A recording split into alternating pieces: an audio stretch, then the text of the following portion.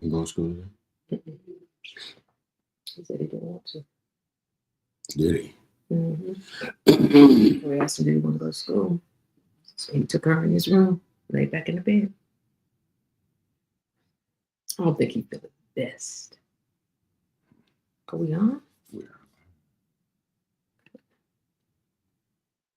All right, we are live. I think this was one of those days he wanted to chill. End of the week. He's feeling super best. Sit.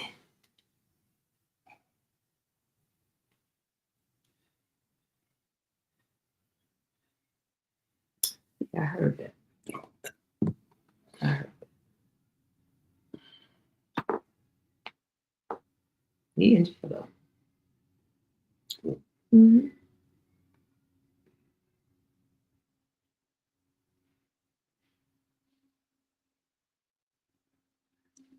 Good morning, everybody. Hello, Sister Robershaw. Good morning to you. Sister Lewis. How are you feeling? Sister Lewis. God bless y'all.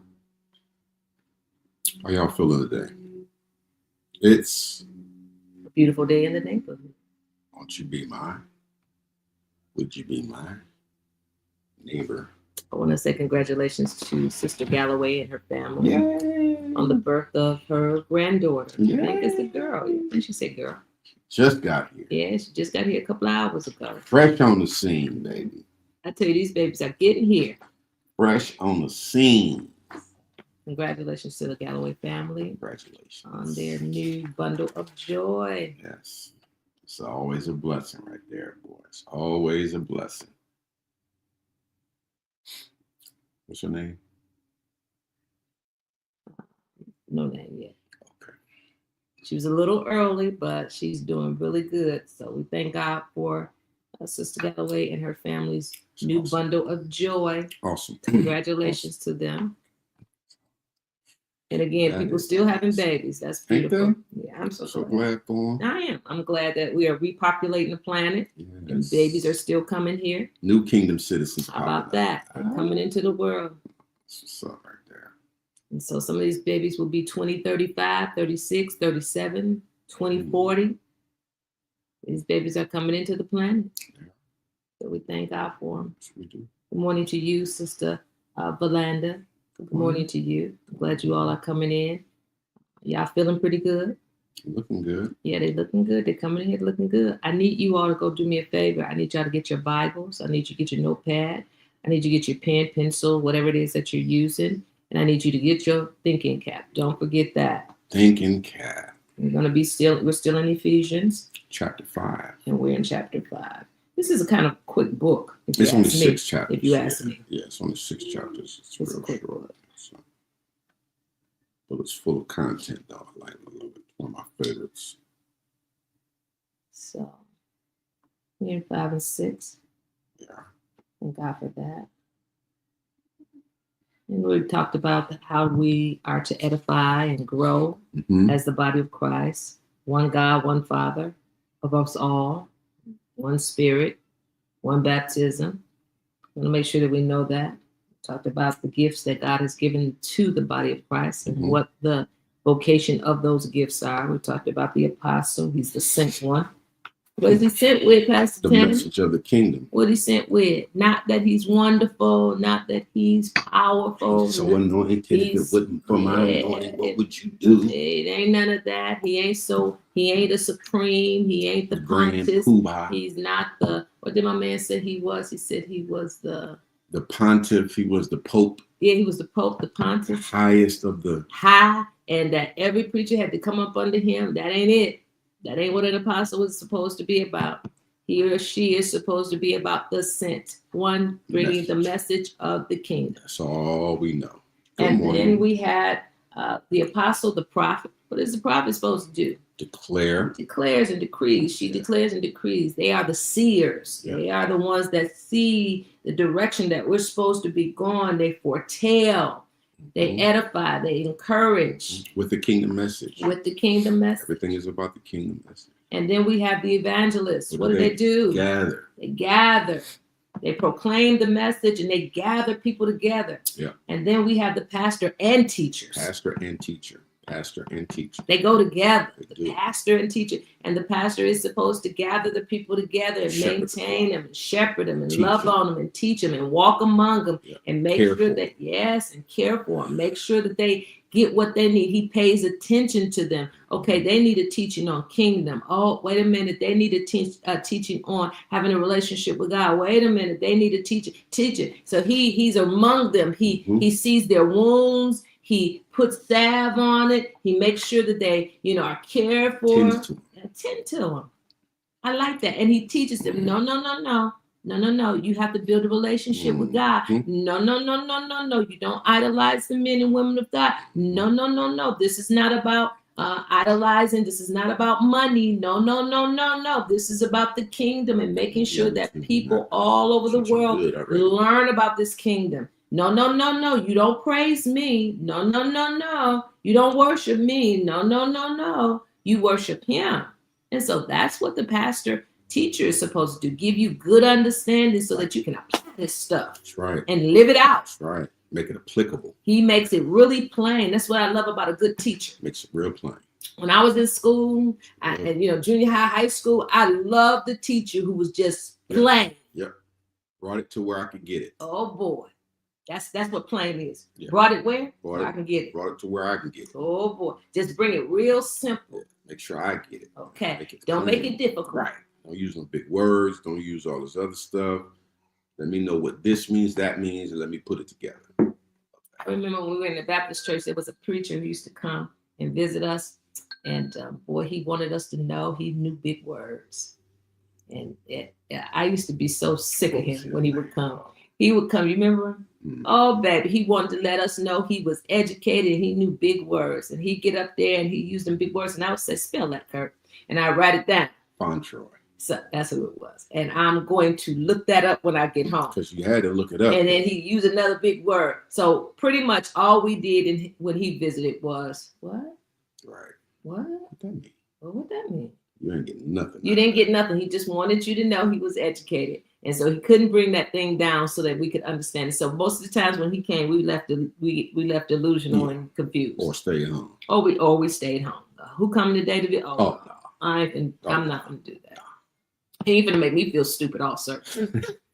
I'm just telling you. He ain't going to make me feel stupid. Right. He ain't going to make me feel dumb. So I'm not going. Who coming? No. Right. I'm just saying. So it's lovely when you have a pastor teacher who can use every day. And Jesus was like that. He was. Use everyday situations, circumstances to make you see, the principle of what he was teaching. I think Pastor Tim and I do a good job of that. I hope we do. I hope we do. I hope that, we make this thing so plain and it's doable. I think we use examples that people can relate what we're saying to, so they get a better understanding. I know at one point somebody used to tell us, my grands, my children, they understand what y'all saying. My grand told me, I understand that. And I thought, your grands? They was like, yeah, she's 10, she's 11. They in the car, we be in their car listening to y'all on the way to school. And they like, we understand what they saying. I like that. Mm-hmm. So make it where even children can understand it. It ain't got to be difficult. The kingdom is not difficult. Well, religion has made it just not difficult. All right, let's jump. All right. Where are we at? Chapter number 5. All right. Chapter number 5. Good morning, Cassandra. Davenport Rosia. Good morning to you. Alita Atkins. Good morning. How y'all doing today? Doing good. Hi, Paulette. Y'all looking good. Coming on in here. Invite your family and friends. For those of you on the Hour Power Extra, what's up? Glad you're here. What up, Doe, for the Detroit? What up, Doe? Deborah, good morning. All right, chapter 5 of Ephesians, Matthew 6:33 says, but seek ye first the kingdom of God and his righteousness, and all these things shall be added. 2 Corinthians 5:17. Therefore, if any man be in Christ, he's a new creation. All things are passed away. Behold, all things have become new.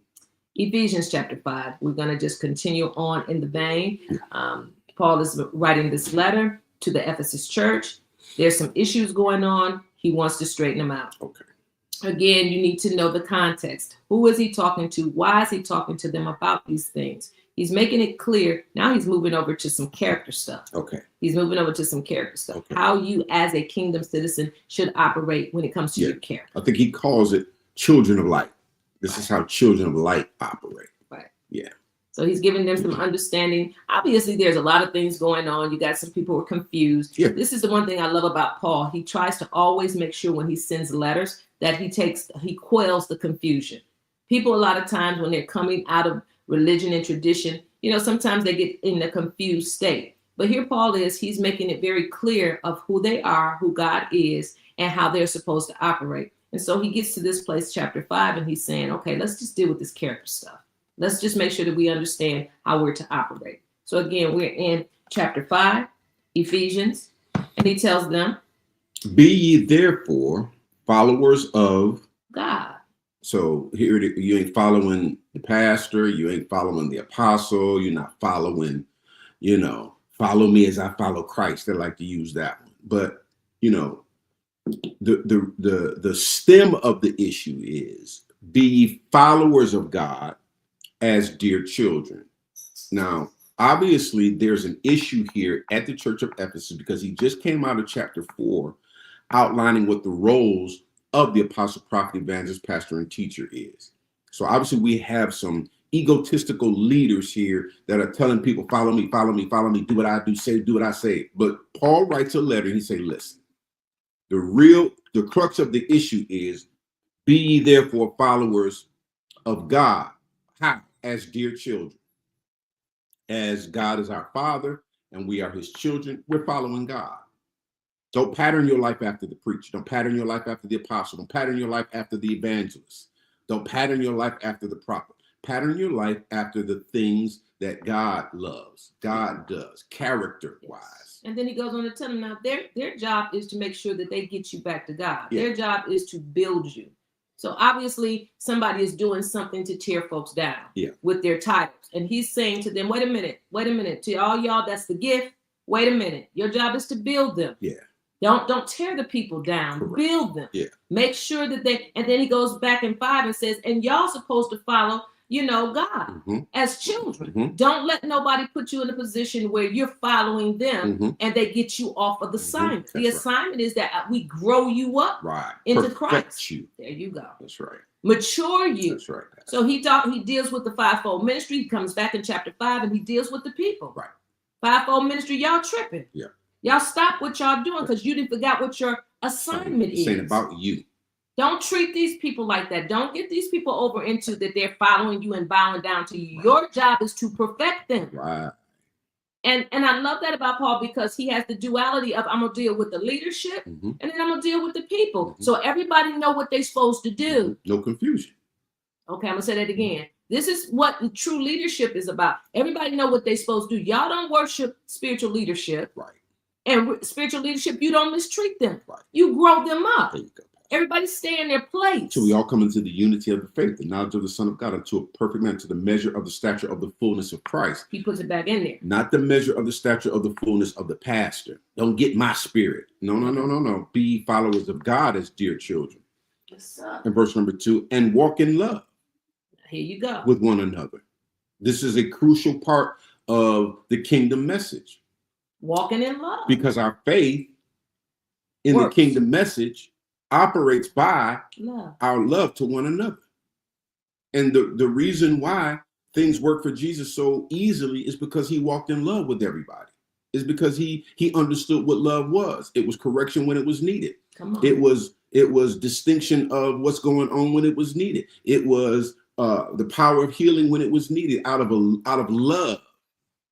I love that. And so he says, and walk in love. How? As Christ also have loved us. That's the measuring stick. The measuring stick is not how much you feel like people deserve. The measuring stick is just like Christ have loved you.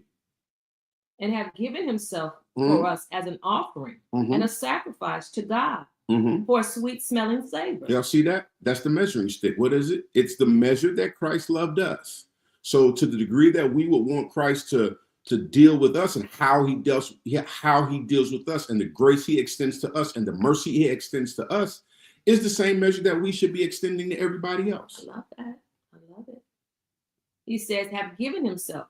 So, when you are a leader, you understand that this is about giving. This is not about y'all supposed to. No. I'm taking what God has put in me, and I'm giving you something so that you can mature and grow and live your best life. This is who I am. And in that, God is going to, the system is going to always make sure I get what I need. I do my job, you do your job, and everybody's needs are met. No, there's no need for putting your foot on anybody. There's no need of taking advantage of anybody, because if everybody is getting what they're needing, then everybody gets what they need. And you don't have to do anything ungodly, unsavory, nasty. You don't have to do that, because everybody's doing what they're supposed to do. I love that, Pastor. So then he goes on in verse number 3. But fornication and uncleanliness or covetousness, let it not be once named among you as becoming saints. So obviously there is an issue here, because this is at one time pagan idol worshiping region. And so when the kingdom message comes in there, Paul is now trying to clear up in their mind that those types of functions do not fit children of light. It's really as simple as that. It wasn't that he was scolding people, and it wasn't that he was damning folks to hell. No, he was simply saying, I know what y'all coming out of. And this is a practice that has to be adhered to, so that we will have the flow of the kingdom that's necessary. But fornication, now this word fornication, just so everybody knows, it really has to do with illicit sexual intercourse. So it lists the characteristics of adultery, fornication, lesbianism, homosexuality, intercourse with animals, close relatives, all this other stuff as well. So in this region at that time, this is what they were dealing with. So this letter now comes, and Paul is saying, as children of light, we don't operate like that anymore. So now we got to put some barriers in place, put some guards in place, put some things in place to make sure that we're not operating like you used to operate as a pagan worshiping nation. That's what's going on here. And again, I love this, Pastor Curtis. He's talking to a specific group of people, and there's an issue. And when you have that in the forefront of your mind, when somebody reads this to you and tries to put this pressure on you, you understand, that was what was going on in that region. You can use it, of course, as an example to us. If it needs to apply. But we do know who he was talking to, why he was talking to them about these things. But fornication and all uncleanness or covetousness. Now, so he's also dealing, because this was a pagan nation, because this is a pagan region, he's dealing with covetousness and uncleanness, which had to do, it carries the connotation of idol worship, because they worship idols. So he's not, he's saying, as kingdom citizens, now we got to pull back from that. So whatever boundaries you need to set in your life to pull back from idol worship, whether it be the idol worship of yourself, whether it be the idol worship of other false gods, whether it be the idol worship of money, whatever it is that we need to apply it in a sense, we can. But we know he's talking about, because they were pagans coming out of paganism at Ephesus, coming out of worshiping all these false deities and things like that. Now Paul is writing back to them and letting them know this is how kingdom citizens, children of light, operate. Well, this that no whoremonger, no unclean person, no covetous man who is an idolater. Skip the verse. Did I skip one? Yeah, verse number 4. Neither filthiness nor foolish talking nor jesting, which are not convenient, but rather giving of thanks. Okay. So watch how you talking. He's saying, obscenities. I know y'all used to just saying whatever. Cussing. Yeah, but how now, we gonna say it. Y'all something different. Get your mouth straight. So get your mouth straight. Yeah. And I love he's not really y'all going to hell. No, he's just saying, as kingdom citizens who are learning how to operate as a citizen of the kingdom. And are contracted, because you're a kingdom citizen, to pull people into the kingdom. You got to watch your mouth. You got to be different. You can't have the same conversation you used to have, especially around those you're trying to win to the kingdom. That just makes sense, right? He says neither filthiness nor foolish talking. Nor jesting. So obviously y'all talk foolishly. And y'all play a lot. Right. So this is what they're used to doing there. They talk foolish and they play a lot. Jesting. No jesting. Stop all that. Yeah. Y'all get carried away and then you become offensive. Because obviously they've offended people by their foolish talking and their jesting. Yeah. Which are not convenient. Yeah. It's not really helping nothing. Well, so stop doing that's that. That's what we would call playing the dozens and stuff like that. Right. Remember that? Yeah. Yeah. Nor jesting which are not convenient, he says, but rather giving of thanks. That word convenient is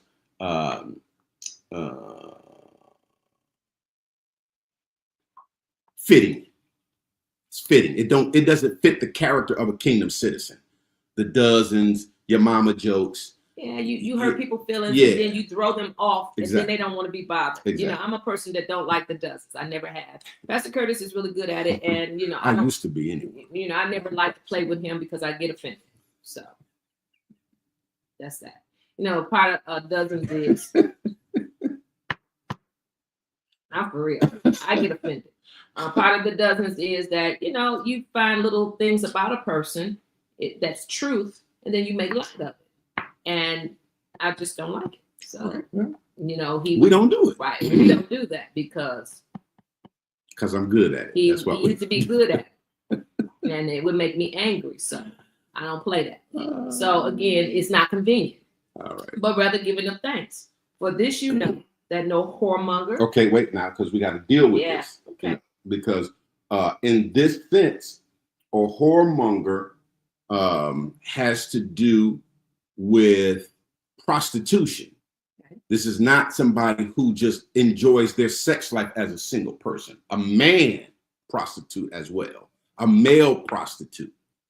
Whoremonger, in this sense, in this day, this word meant male prostitute. Okay, so obviously in this particular region, men were prostitutes. Get it? So he's dealing with that. He said, see, because, you know, in religion, you think that's a woman. But in this region, he's dealing with the males who prostitute themselves. As well as as male, well, I'm sure as well as females, but he is talking to a specific group. Hey, y'all, where y'all gentlemen. Right. Stop that. Right. So he tells them, you know, okay, that behavior, for this you know. Because obviously he explained that before. For this you know, that no whoremonger, no male prostitute, nor unclean person, nor covetous man who is an idolater have any inheritance in the kingdom of Christ and of God. So it didn't it's not talking about going to heaven. Okay, help us. It's not talking about going to heaven. Please, sir. It's not talking about going to heaven. He's not damning nobody to hell. He's not saying fornicators and adulterers and whoremonger going to hell. He didn't say that. What did he say? He said, for this you know, no whoremonger, male prostitute, nor unclean person, we talked about that in the last chapter, nor covetous man who is an idolater. Covetousness is idolatry. It means it's like money. You got a lot of people who are worshiping money. You got a lot of preachers and pastors who want to say whoremongers going to hell and they inherit the kingdom. But he says covetous people, covetousness is wanting something or desiring something illicitly above that doesn't belong to you. That's not yours. That's you see somebody else with this and now you want it. Covetousness is really idolatry because it's about yourself. It's about the worship of self. Has any inheritance in the kingdom of Christ and of God. Okay. So it didn't say you going to hell. It said they're talking about down here. Operating like that down here keeps you out of the flow of the kingdom down here. This is what Paul is writing a letter to people who focused on their life down here, not going to heaven. He says, now, when you operate like that, you mess up the flow of the kingdom in your life. There's a certain thing you should be inheriting from the kingdom. And because you operate like this, you dam up, block up your inheritance. He ain't said nothing about hell. No. He ain't said nothing about heaven. No, he's saying this covetousness and idolatry and fornication blocks the flow of the kingdom to you. It takes you out of place of your assignment. Come on. Y'all get it? See, this right here, when you get good understanding, this takes the fear, this rips the fear out of the way.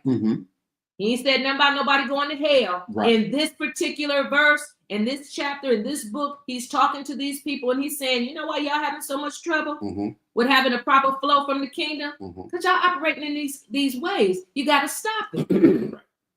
Because I'm sure people are running into things. They're trying to figure out, well, why we don't have a flow? Why things not happening properly in our lives? We're believers. We're part of the kingdom of God. Why isn't God? And he's telling them this why. Because y'all doing stuff like y'all used to do as old nature, in your old nature. Right. And that's going to block the flow of the kingdom to you. Now operate in your new nature now. So you can flow in the kingdoms in a kingdom sense. That's what the letter is saying. Somebody asked a question, Paulette, where are you getting the information that it's male property? Oh, this is from the Kairos Bible, Sister Paulette. If you go on your app store, it's spelled Kairos Bible. It's a red background with an open book in it. Like you can tell it's an open, just a little symbol, but it looks like a Bible. And it's got a red back. Kairos, Kairos. It's free. You download it. It used to be, I know it still is, I think. Okay. And it has the Strong's Concordance in it. And so you can just, when you pull it up, let's see if y'all can see it. When you pull it up, it looks like that right there. And the blue letters, you can just touch on it and it'll give you the Hebrew word and meaning when you're in the Old Testament, and it'll give you the Greek meaning when you're in the New Testament. And this is what Pastor Tam and I are using while we teach. Instead of that big old thick Strong's Concordance that you used to have, where you had to flip it till you find the number, and it was 100,000 words in there. This is real easy. So you can put this on your iPad, put this on your phone, and when we go over the scriptures, you can just touch that word, any word in there that they have a word for in the Strong's, you touch it. And it's underlined, and you touch it, and you just get the meaning. Okay. Yeah. So according to chapter 5, verse number 5. Okay. A whoremonger is a male prostitute. Okay. So for this, ye know that no male prostitute. So obviously that's an issue that they have in Ephesus, that they had in Ephesus.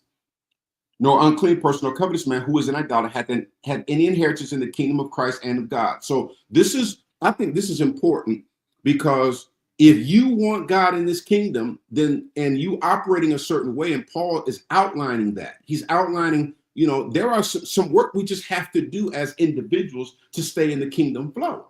Now we know Christ have done it all. We know that in Christ, we're all this in the mind of God, but there are still some actions and things that can block that flow up.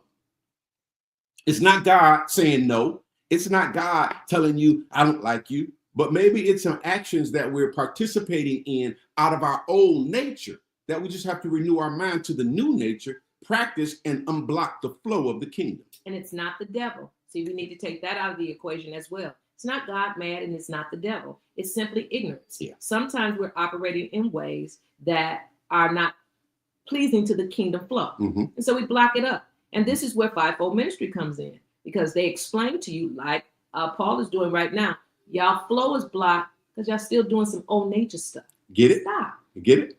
He ain't condemning them. He ain't screaming and hollering at them. He ain't damning them to hell. See, this is what I love about this. When you read it, there's nobody talking about hell. No. He ain't damning. He's lovingly correcting them. Yeah, amen. Right, Pastor. He's lovingly correcting them. That's right. He understands that they're just coming out of certain lifestyles they don't know. Right. So he's lovingly correcting them. Right. No fear. No. He ain't putting no fear on them. Y'all going to hell if y'all don't stop this. None of that. No. Then he says in verse 6, Pastor, watch this. Let no man deceive you with vain words. Empty words. In other words, don't let people come and tell you you can live any kind of way you want and do anything, and God just going, that's not it. Now, we're not saying you go into hell and all that, but we are saying there's a flow of the kingdom you will not operate in. So let no man deceive you with vain words. For because of these things we just outlined in verse 5, comes the wrath of God upon the children of disobedience. Now, unlearned people include you in this, but he's not talking to you because you're not a child of disobedience. Come on. You are a child of the kingdom. So he says, make no mistake. People outside the kingdom that operate like this, there is something that is already consequential to these actions. It ain't God punishing nobody. This is a consequence of these actions. Fornicators, male prostitutes, there is a consequence to that. It ain't God hate you, God don't want to see you, but it is a consequence already set up. So Paul says, let no man deceive you with vain words, for because of these things cometh the wrath of God upon the children of disobedience. Be not ye therefore partakers with them. See, you're not with them. So he said, don't operate like that, or you'll get what they're getting. So plain. That's what he said. Be ye not therefore. Don't take no part with them. Don't take no part with them. Well, how can I not take part with them? Don't be a male prostitute. Find you another line of work. Don't be unclean. Don't be covetous. Don't be an idolater. Because there is something that happens to people outside the kingdom that operates like that. It's designed for failure, consequence, and failure. Thank you, Pastor. Outside the kingdom. So don't do that. They can't help it. It's their nature. You can. It's not yours. So you got to renew your mind. This is what Paul is saying to them. Not condemning nobody to hell, like what Pastor Tammy said. It's not condemning nobody to hell. This is a gentle letter with real strong understanding. He's giving them some real strong understanding, but he's doing it with love. Yeah, he's not putting a spirit of fear on anybody. He's simply letting people know what is. You know, it's like you tell your child, you run out in that street and you don't look both ways. That's why I spanked you. Yeah. That's why I spanked you. Consequences. Don't touch that. It's hot. Don't. For be not ye therefore partakers with them. Watch this, verse 8. For you were. Oh. You what? Were. For you were. Sometimes darkness. Walking in darkness. Past tense. At one point, you were a male prostitute, but Christ have set you free with the kingdom message.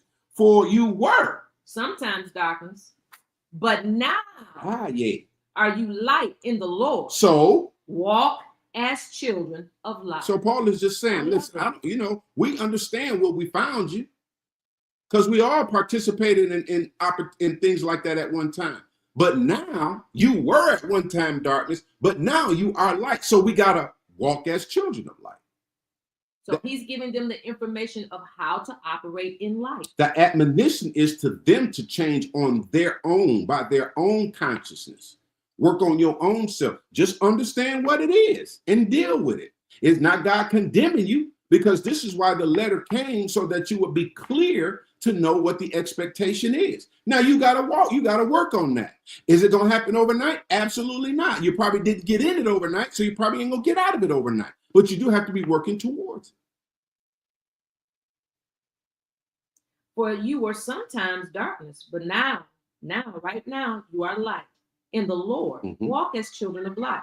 Then he tells them in verse 9 this. Okay, for the fruit of the Spirit is in all goodness and righteousness and truth. So when we walk as children of light, it'll produce fruit. It'll produce what the Spirit wants us to produce, which is goodness and righteousness and truth.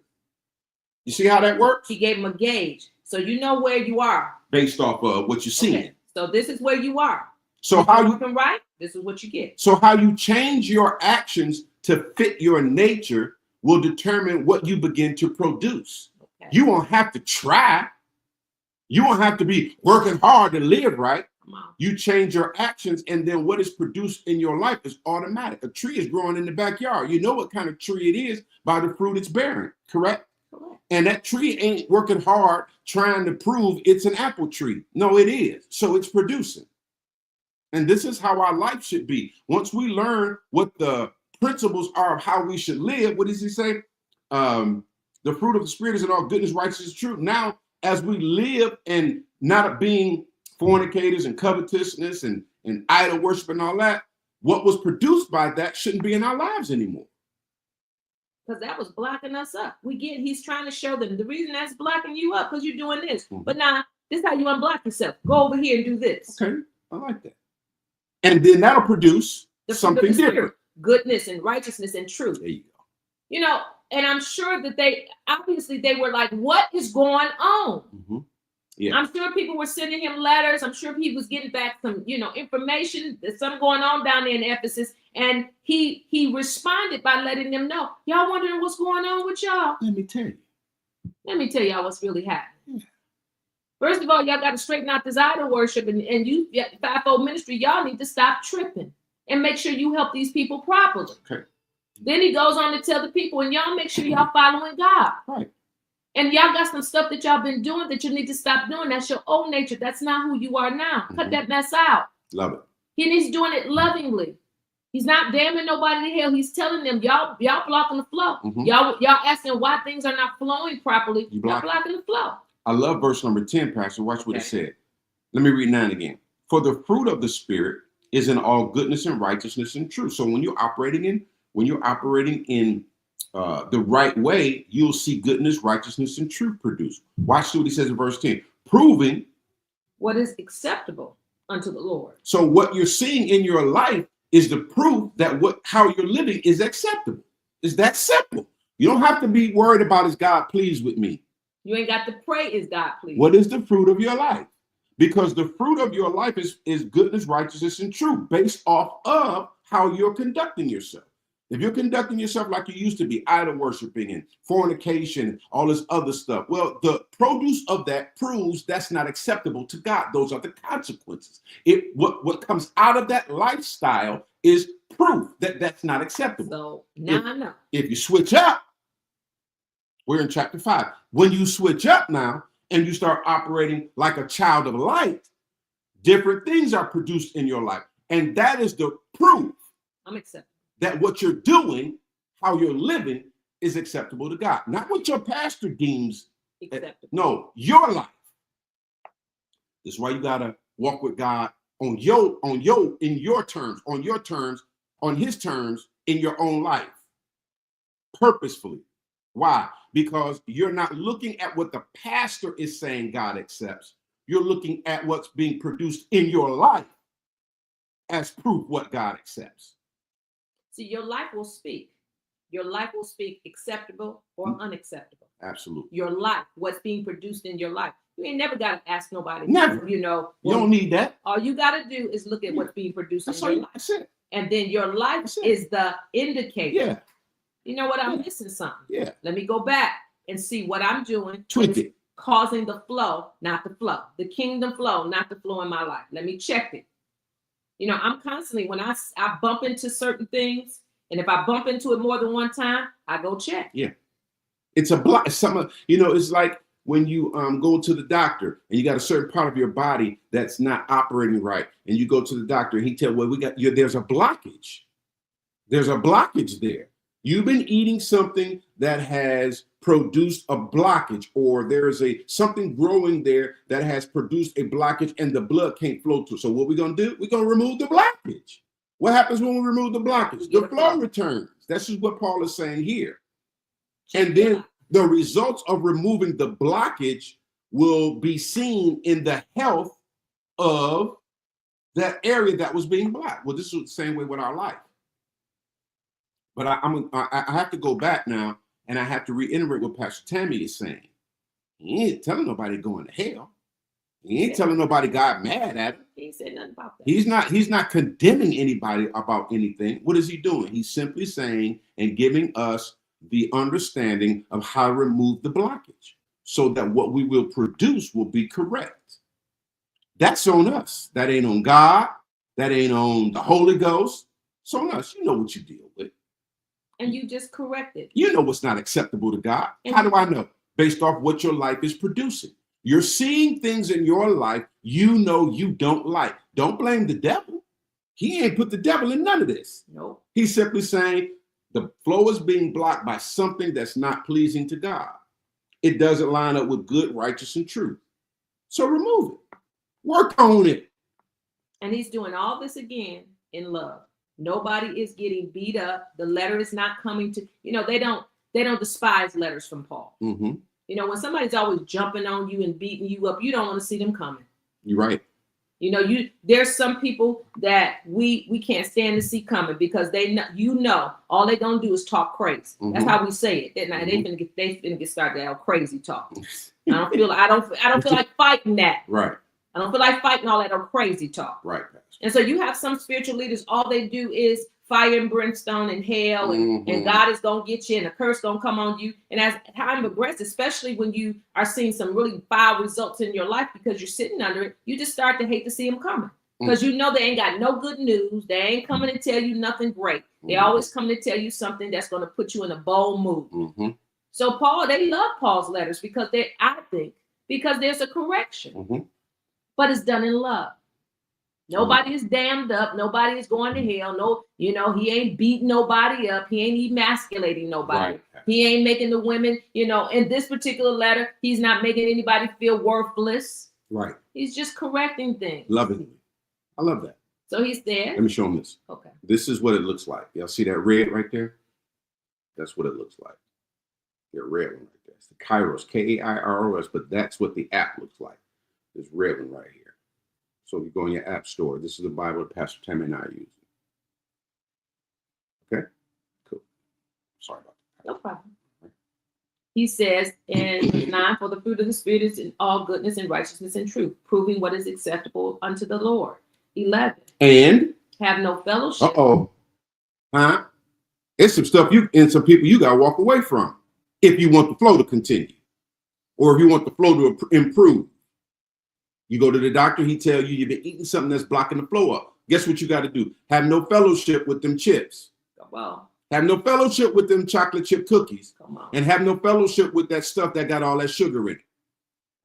Have no fellowship with that Pepsi. Have no fellowship with the unfruitful. Huh? It's what? Because it's what? It doesn't produce anything. It's unfruitful. There's no proper produce. Unfruitful works of darkness, but rather expose it, reprove it. Now, this is one of Pastor Tammy and our favorite scriptures.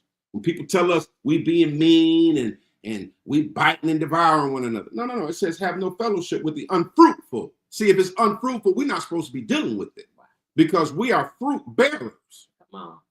A tree is known by the fruit. Okay, by its fruit. So we got to be fruitful, not unfruitful. So it says here, have no fellowship, take no part. Hello, somebody. Have no part in the unfruitful works of darkness, but rather, for it is a shame, my God, even to speak of those things which are done of them in secret. It's shameful. Shameful.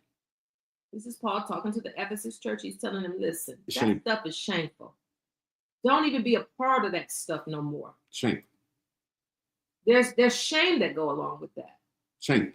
We should feel some way about that. I can't do that. I got to expose that. Shameful. But all things that are reproved, exposed, are made manifest by light. But when you shine the light on it, we see what it really is.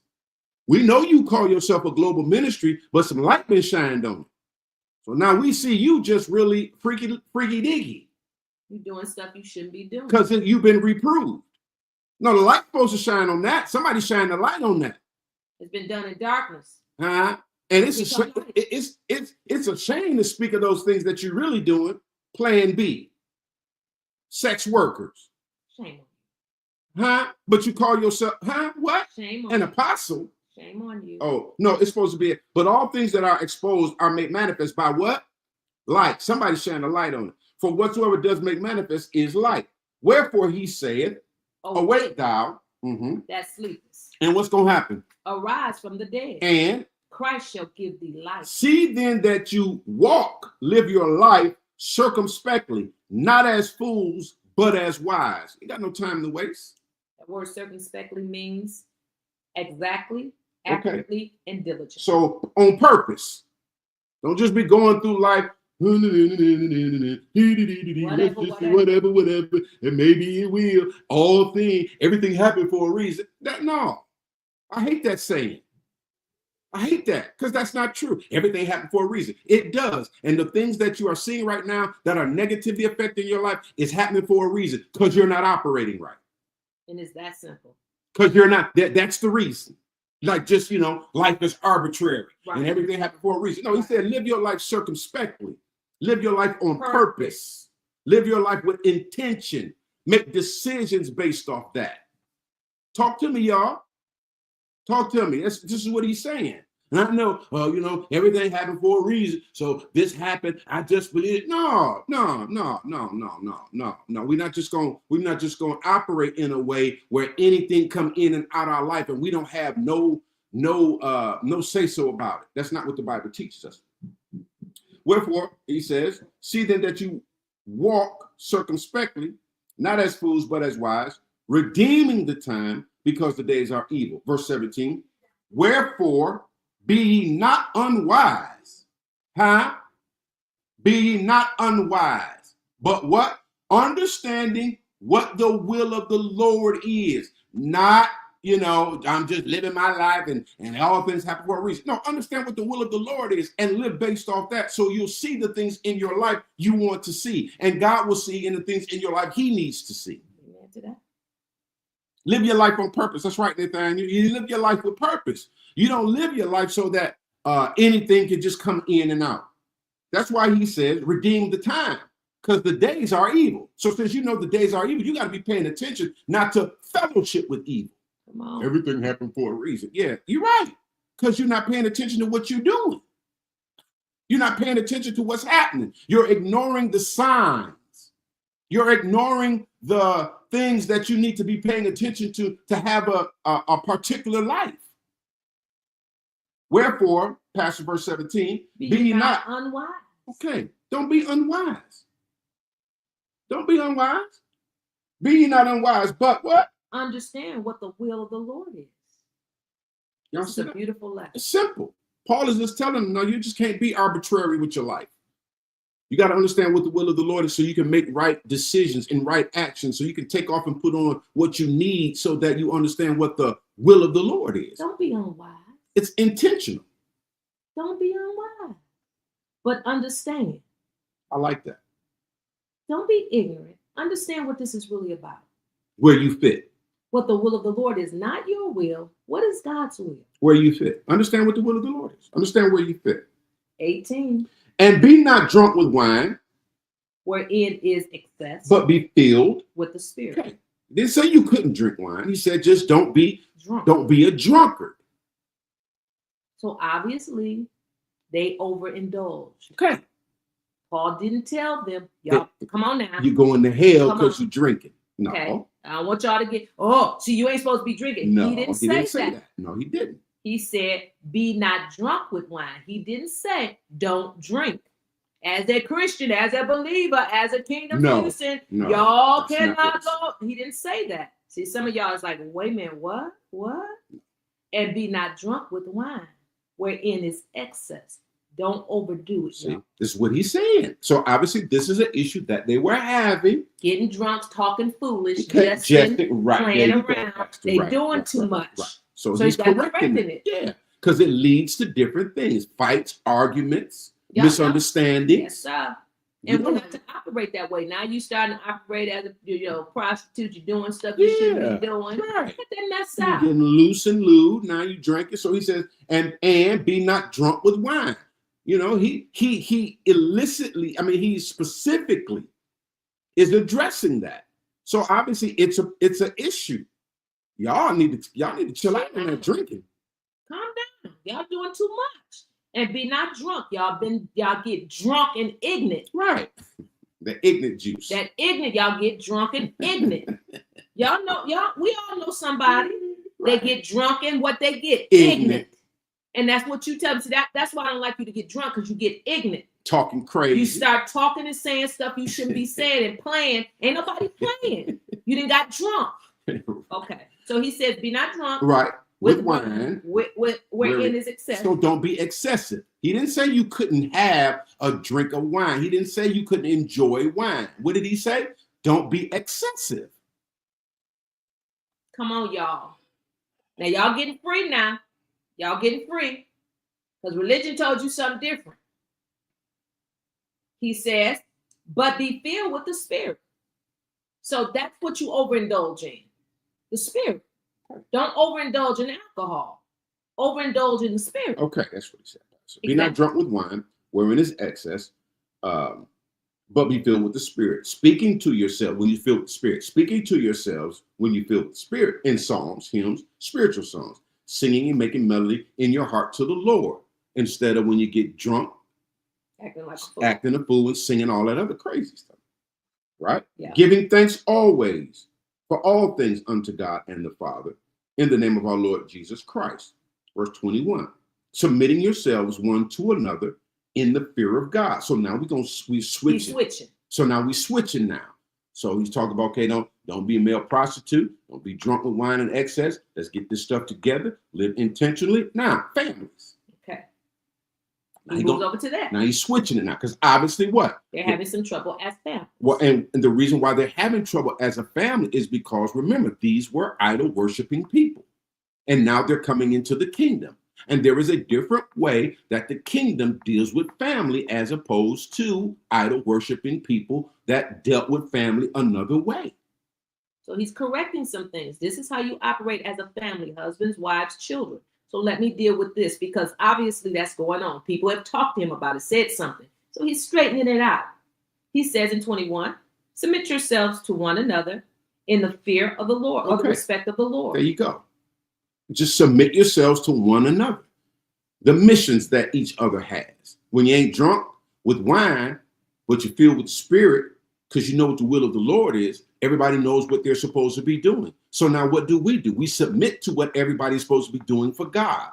I submit to Pastor Tammy's mission for God. She submit to my mission for God. We training up our children to submission, to work in submission to what God wants the family to do. Oh. This is what he's talking about now. He says, wives, submit yourselves unto your own husbands. Obviously, they was having a problem with that. Obviously, that was an issue in Ephesus. That don't mean it's an issue in everybody's life.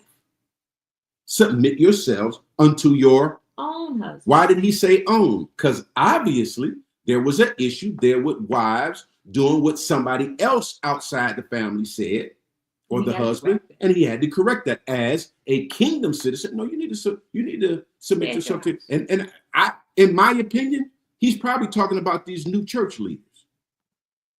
In my opinion, they're not your husband. They're not your husband. Your pastor's not your husband. So you don't need no rings. So you don't run over to the church when your husband said, no, you stay home with me. You don't run over to the prayer meeting and stay all night. When you know your husband coming home from work and whatever you were doing for him at that time. You don't go cooking and cleaning for somebody else and let your household go. We ain't get no thumbs up. We ain't get nothing on You don't have no business over there cooking for your past. I'm cooking for my spiritual leader and they family. No, get your hips at home and cook for your own family. And let his wife cook. And let his wife cook. Submit yourself to your own husbands. You don't see the pastor's wife going over to nobody's house cooking for somebody else's husband. So why would you leave your husband and go cook over at your pastor's wife for her husband? No. She got to cook for her husband. We ain't getting no. And see, y'all thinking that don't go on, because some of y'all like, what? No, that goes on, because that's that psychological head game. Okay, that's that serving the man of God, so God to bless you. Foolishness is what that is. No. Staying at folks' houses. No. Paul, he's correcting it. Yeah, he's correcting that. And Pastor Tammy and I are correcting it. No, you take out the garbage at your house. And let the pastor call his children to take his own garbage out. If he too good. If he just can't do it. If he just too good to take his own garbage out. Sons in the house, y'all take the garbage out. Y'all come on, that's crazy. Now let your pastor hire somebody to cut his grass and pay him.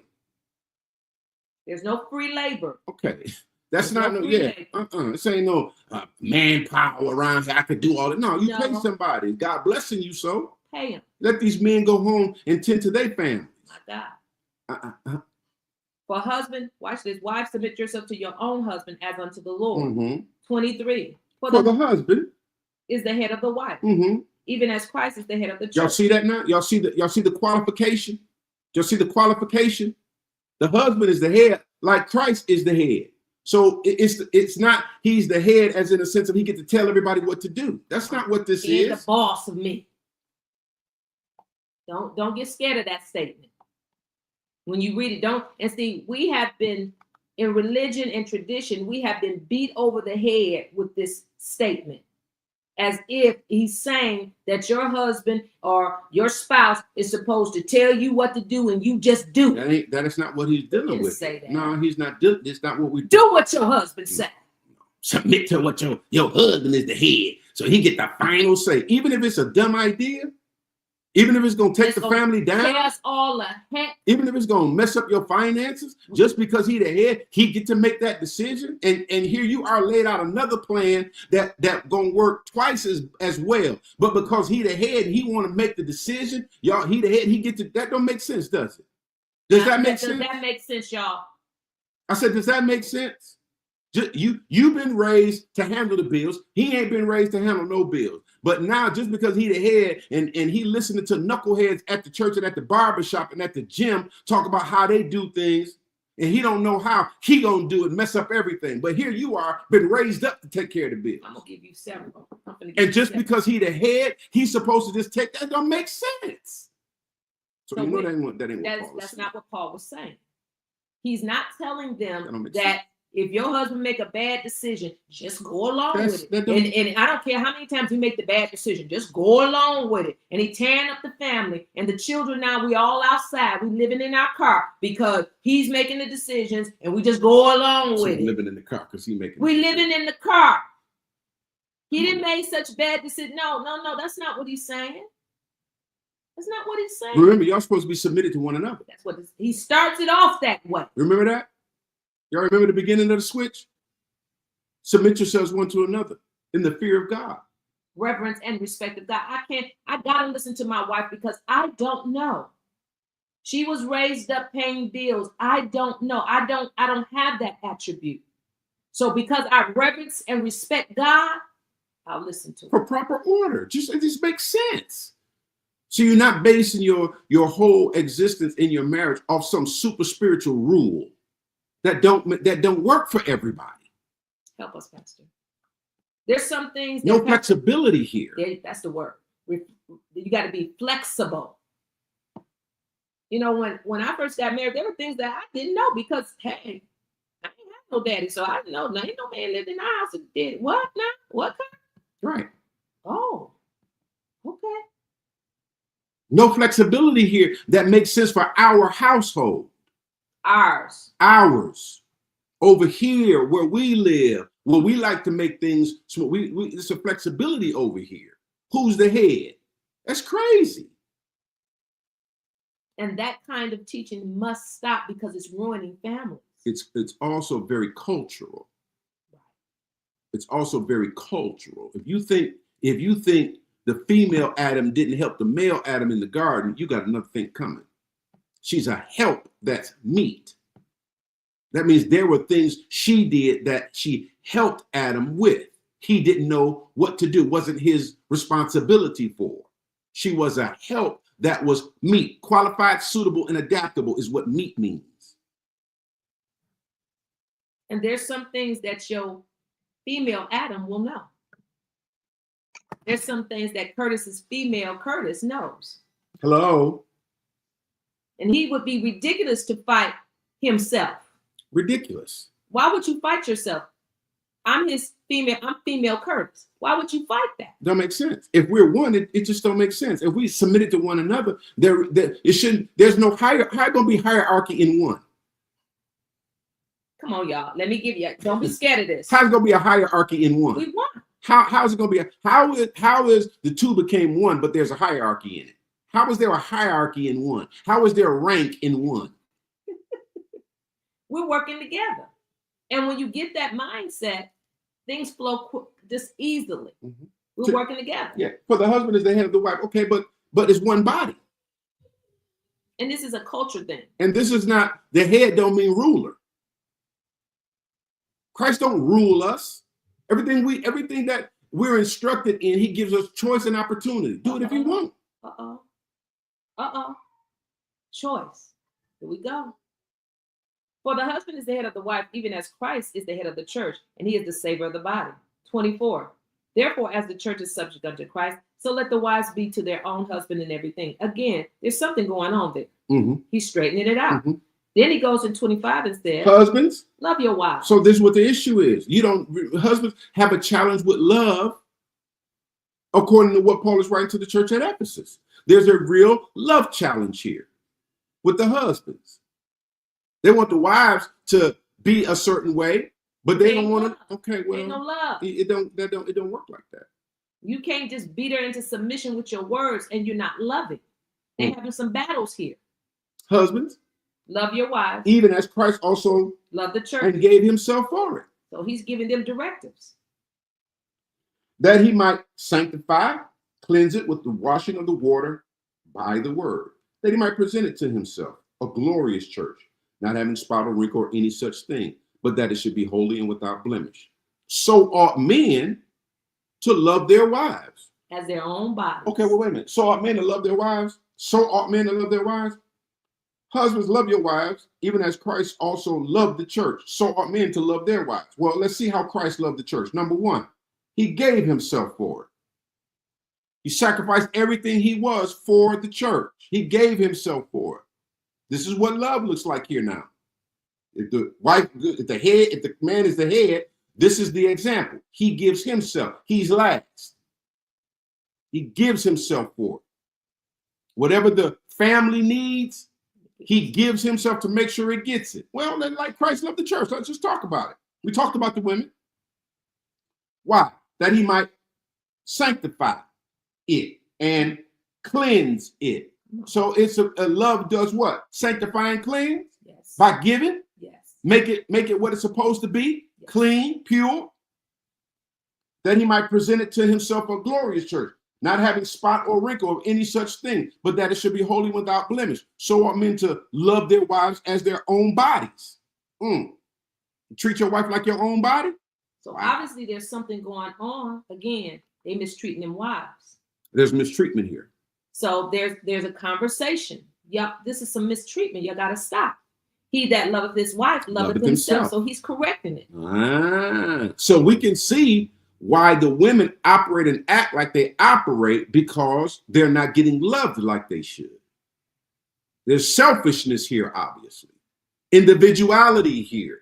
There's no oneness here. Why is that? He's correcting it. And it's probably because there were pagans who operated according to this pagan religion. Now they're over in the kingdom and they need to come out of that and learn how to flow together as two becoming one. So are men to love their wives as their own body. He gives them an example. Yeah. He that loveth his wife love himself. He's saying now, if you love your wife, you love yourself, because you understand the two of y'all are one. You wouldn't mistreat yourself. For no man yet, let me say it right, for no man ever yet hateth his own flesh. You don't beat yourself up, do you? You don't punch yourself, do you? So you don't do stuff like that to your wife. How you care for your own body, because obviously, watch this, in that time, that must have been a big thing, how men cared for their bodies. So he uses that as an example. For no man ever yet hated his own flesh. But what you do? Nourish, you feed it what it needs, you cherish it, you make sure it has the best for its optimal operation, even as the Lord does the church. So obviously there's something going on in the relationships of marriage. He's correcting it. You guys, love your wives like you love yourself. Stop mistreating them. Love that. Watch what he says. For we are members of his body, of his flesh, and of his bones. For this cause, now he's going to correct something else obviously that's going on. Shall a man leave his father and mother, and shall be joined unto his wife, and they two shall be one flesh. Again, this hierarchy thing has to disappear, because there can be no hierarchy in one. We got to learn how to see ourselves as flowing together, see ourselves as making decisions together, understanding what each other needs from one another, and flow in that. Husbands, love your wives as Christ loved the church and gave himself. Why? Submit yourselves to your own husband. Get out of what some other man been telling you. This seems like what the issue is. Y'all need to come together as one and understand what that's going to take, how that's dictated, how that looks, so y'all can flow together. Seems to be the issue to me. Seems like the pagan lifestyle had everybody separately doing their own thing. But now in a kingdom family, this is how we operate. Seems like to me that's what Paul is correct. 32. This is a great mystery, but I speak concerning Christ and the church. Nevertheless, let every one of you in particular so love his wife, even as himself. And the wife see that she reverence her husband. So obviously that was the deal. The wives felt mistreated, so they didn't want to do what the spouse was saying. I'm not doing that. You mistreat me. No. And the men felt like, you ain't doing what I say, so I'm just going to ignore you. And Paul comes and he says, well, we didn't correct the folks that's single. Now we need to get over here and correct these married folks.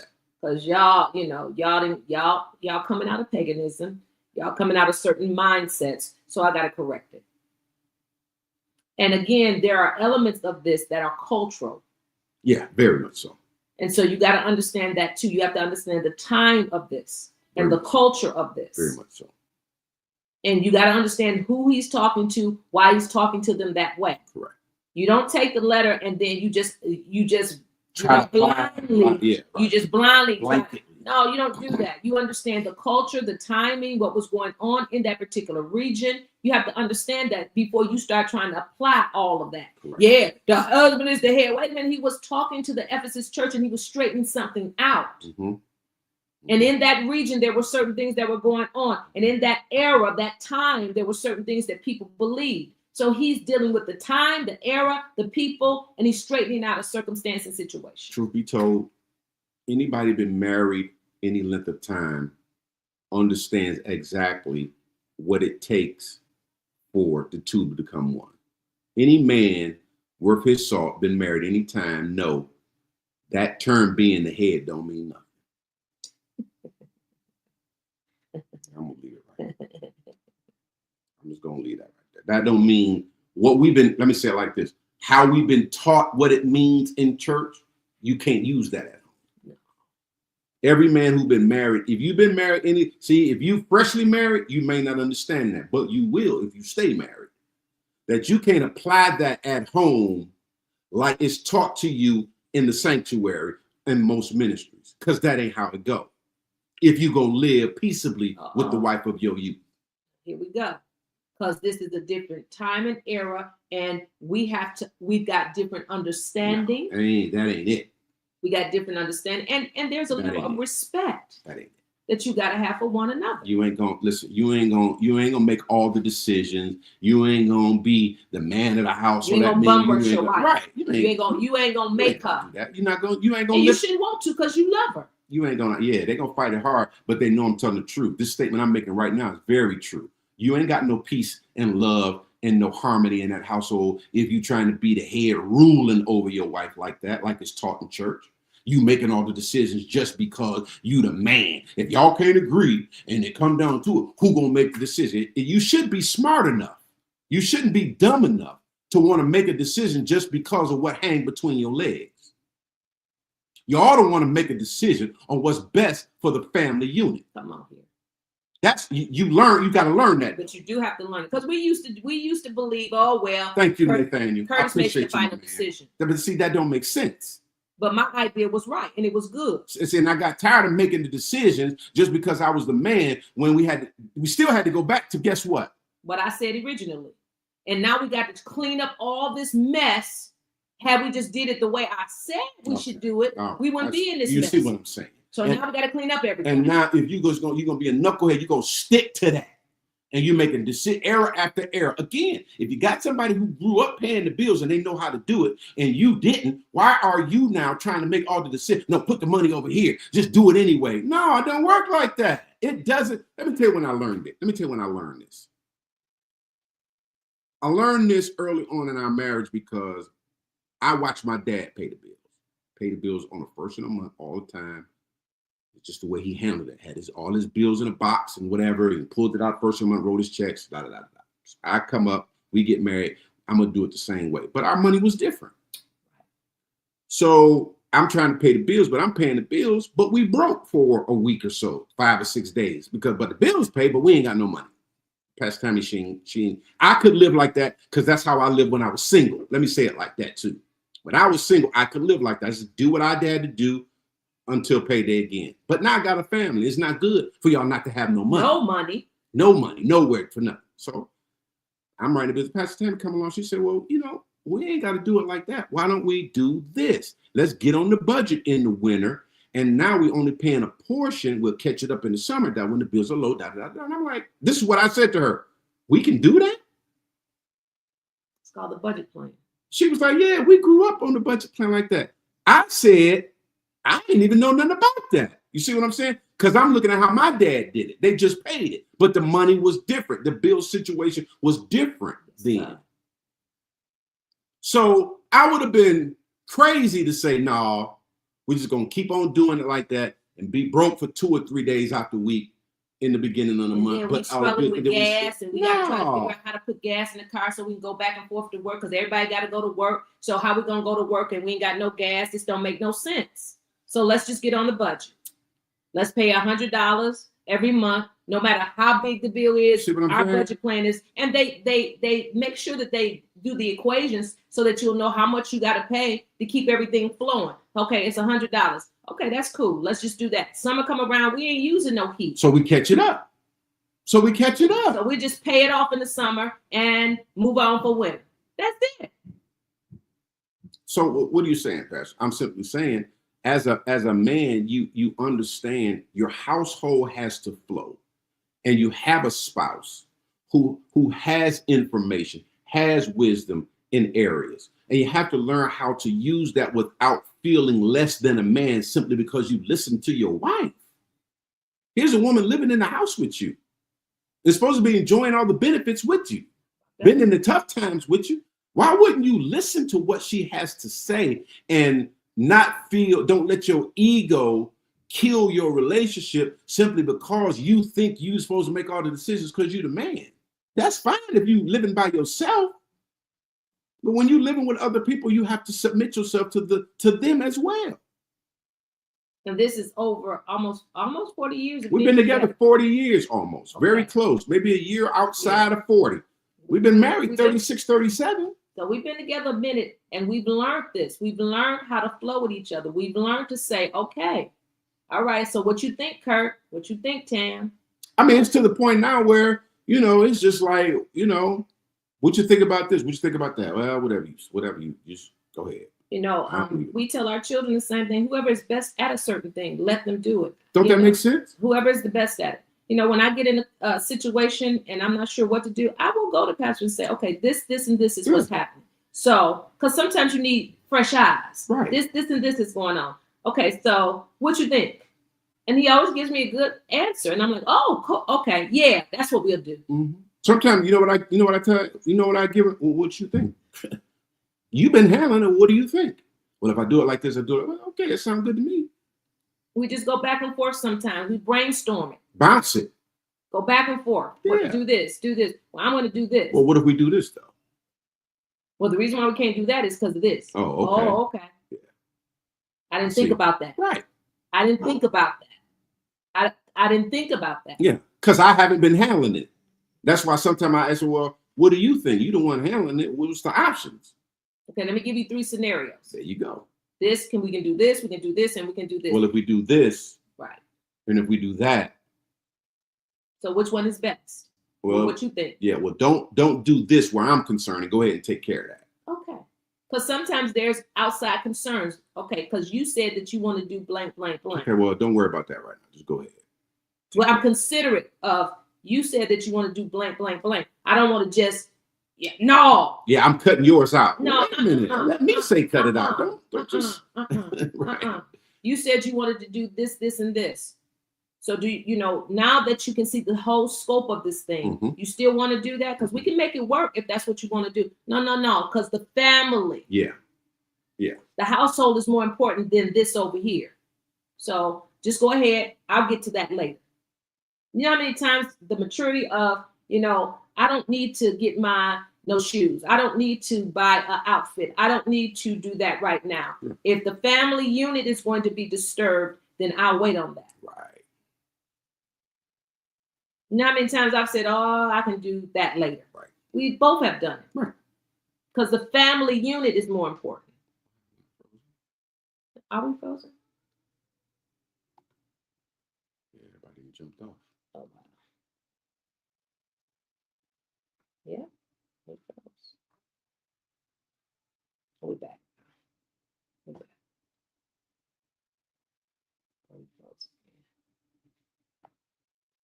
we're back. I think it actually cut us off. Yeah, I think so. It cut us off. Did it? Yeah, because it's showing a recording of us just talking. Yeah, it's cut off. All right. Yeah. Threw us off.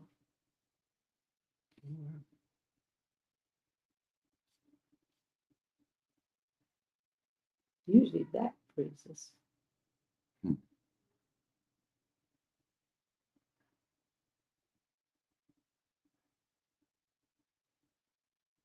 That's Facebook. That's Facebook. That's Facebook. All right. Okay.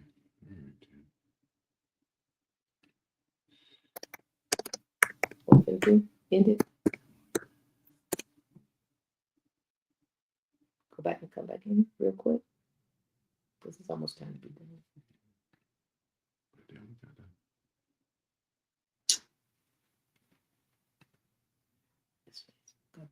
No, I see us talking. Are they back? I think so. We back, y'all? Yeah, we back. Okay, we still live. Yeah. Okay. So I guess it was just a glitch. Yeah, I don't know what happened.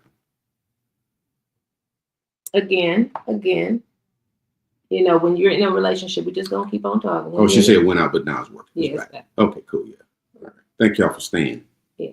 Thank you, Vantina, for monitoring it. Yeah, letting us know somebody was told me something too. Thank you. Thank you so much. Yeah, thank you.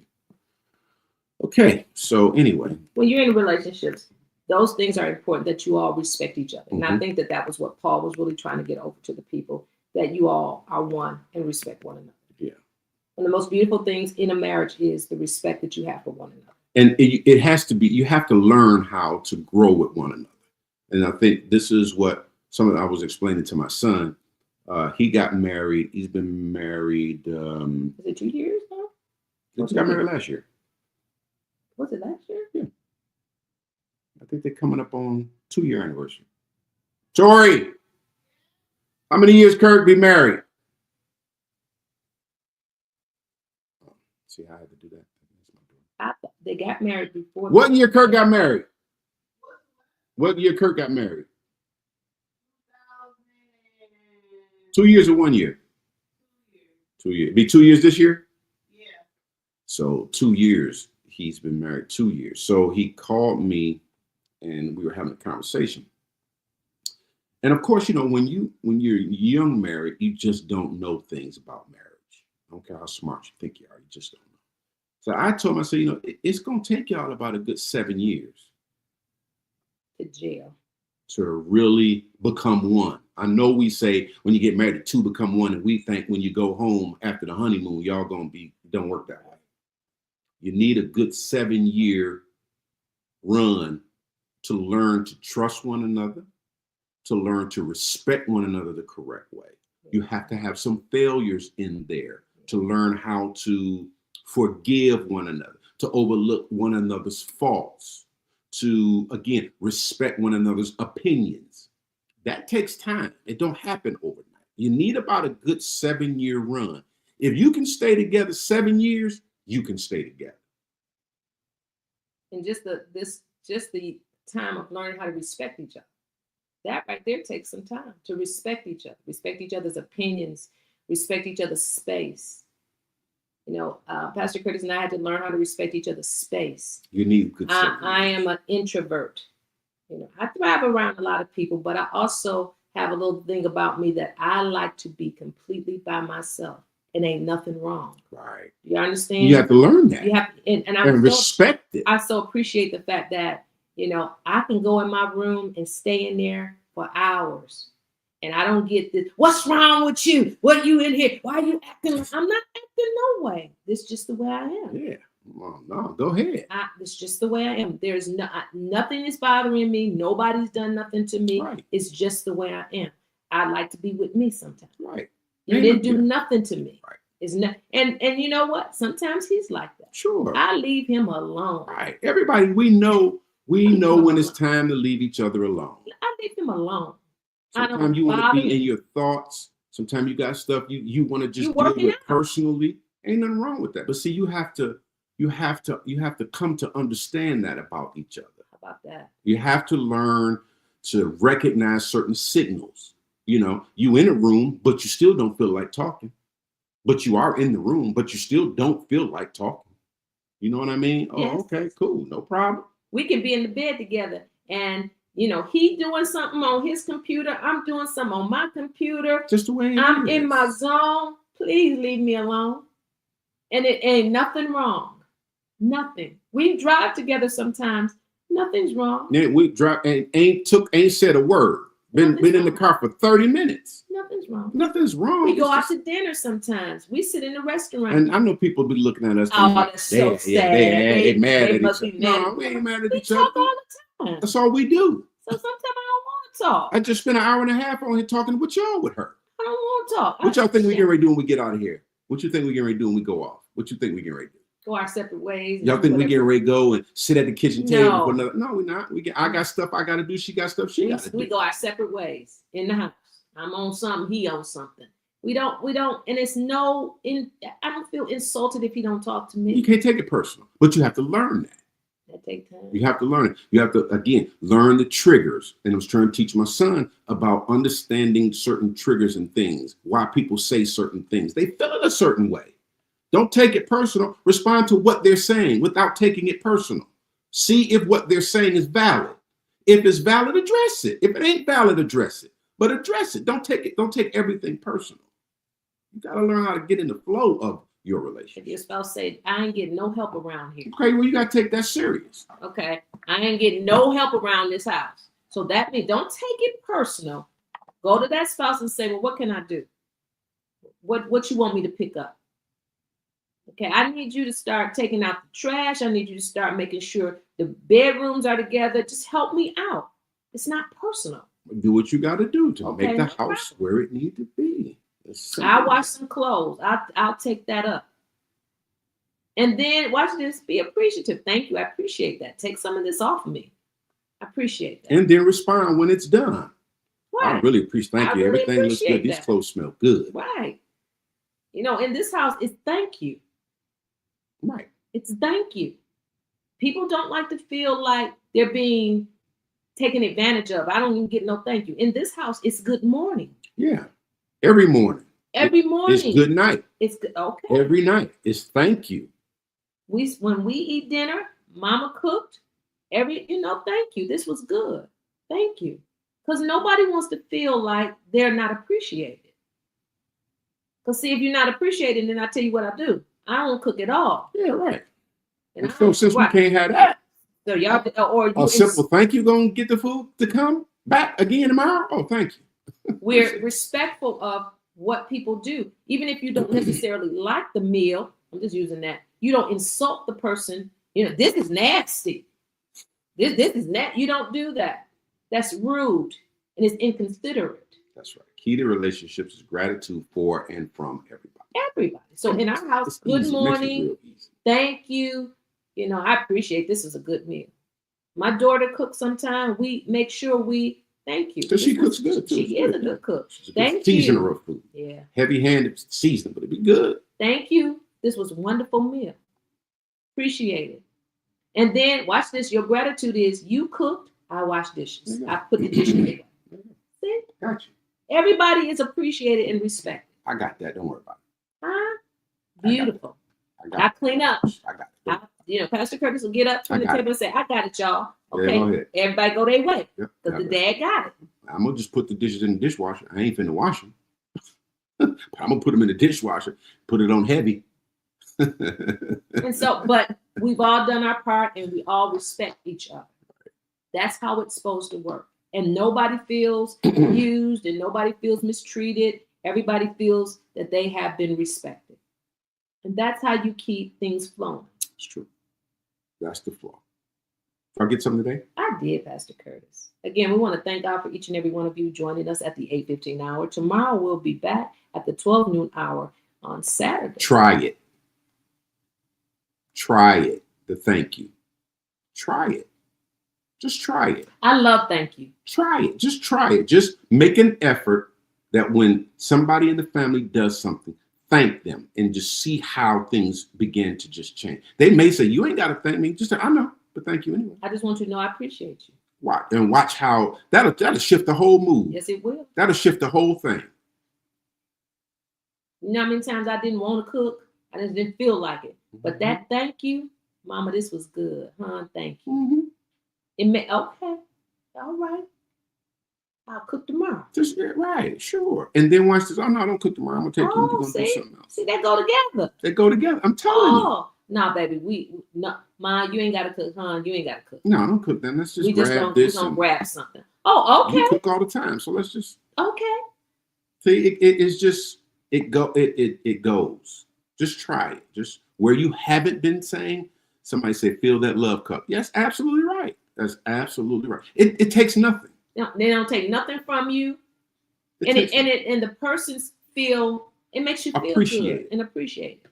I can't tell you how many times I felt appreciated because my family says thank you. Yeah, Ma, thank you for washing my clothes. I appreciate it. Ma, you folded my stuff. Thank you, Ma. I appreciate that. See, it's when you get the opposite that it's like, well, what? Hold on. Can you get find my okay? I tell Pastor Tammy all the time, I love the way she make up a bed. I do. I love it. I love to come in the room because I used to make up my bed when I was single, but I just make the bed up. But Pastor Tammy, when she make the bed up, it's like you going in a room where somebody professionally made the bed up. It's like, ain't no wrinkles. Pillows stacked nice. I mean, it looks real nice. And I just I always tell her, I just love the way you make the bed. I ain't saying that so she'll make it up because she's gonna make it up anyway. But I do like to come in the room and see the bed made up. Really does. I like it. He does. And I turn the fans on sometime and I do the whole thing. But my grandmother taught me how to make your bedroom pleasant. Yeah. Y'all understand what I'm saying? You make your bedroom pleasant. Yeah. That's what the Bible says. Now she make it, I'm gonna go tear it up at some point in the day. Because he gonna do that. At some point in the day. But it was nice.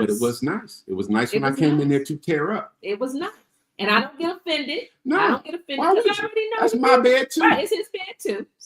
But I like it. When I leave it, I want it nice. I want to turn back around and say, that bed is and I really appreciate nice. it because it makes the room. You come in the room and your bed ain't made up. Something's wrong. It's wrong. And then we got 2 dogs, so they got their beds, and I make up their beds. They got their own stuff. I make up their beds. Everybody's bed. I make up my grandson's stuff. That's just the way I am. I've been raised that way, and it's just the way I am. I do, Jessica. I do. I love the way she makes up the bed. I really do. And you know what? When he told me that, I was like, what? Because I'm in my head, that's what you do. But to hear somebody say, I appreciate this. I love to come in the room. The bed is nice. Everything is pillow stacked. The room smell good. You sprayed it, and that makes your bedroom pleasant. Yeah. Again, we thank God for you guys. Listen. Thank you, Sister Paulette. Listen. I want to thank God for you guys. Listen, we're going to be back tomorrow at the 12 noon hour. The Hour of Power. For those of you on the Hour of Power Extra, we really appreciate you. We love you guys. Listen, if you would like to give your tithe and offering, you can do it by Cash App, $ Hour of Power, $ Increasing Faith. You can also do it by Givelify, Increasing Faith Ministry, or you can call us at 313-401-5953. And don't forget MWIM. Again, if you'd like to give your tithe and offering, $ Hour Power, $ Increasing Faith. You can download the Givelify app, make Increasing Faith Ministry your preferred ministry.